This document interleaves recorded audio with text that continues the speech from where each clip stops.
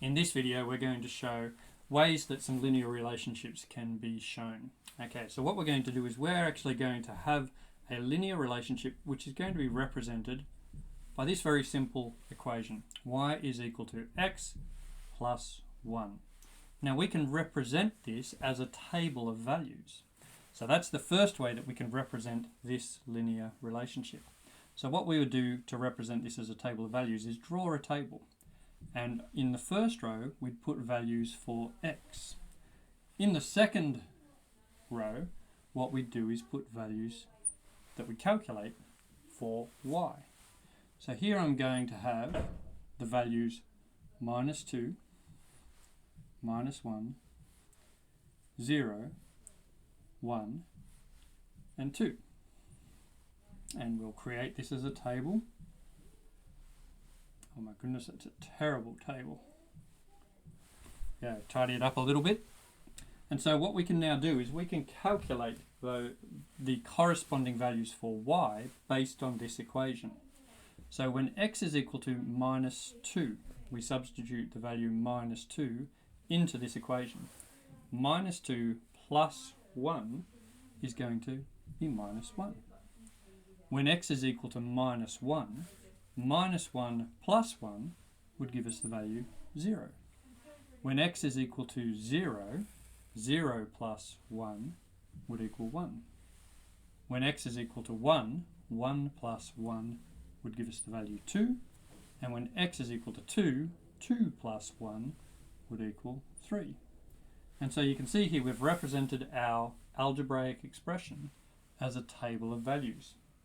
Now we can show that this is a line by plotting these values on a graph.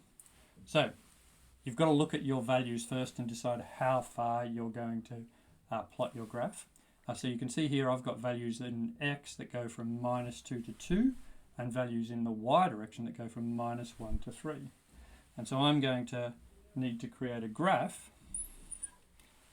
that can go from the value of, let's go where you can actually see, minus 1, and then let's say that this is the 0, and we've got the value 1, the value 2, and the value 3.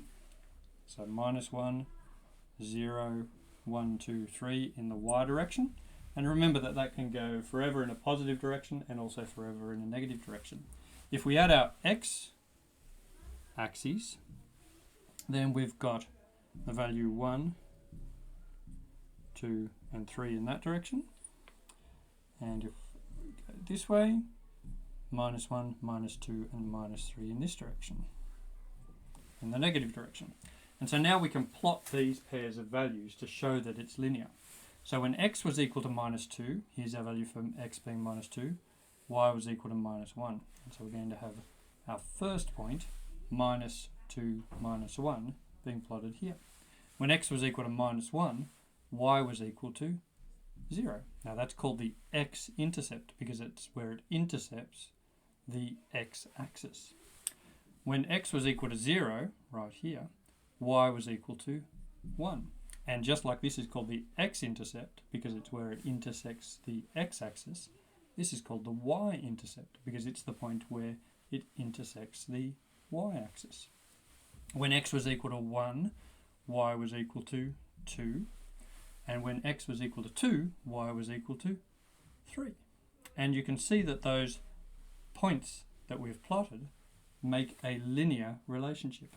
It means that we can now use this to calculate other values. Even though we only worked out the values for minus 2, minus 1, 0, 1, and 2, we could use our linear relationship to find the values between these values or even further on in a positive or a negative direction.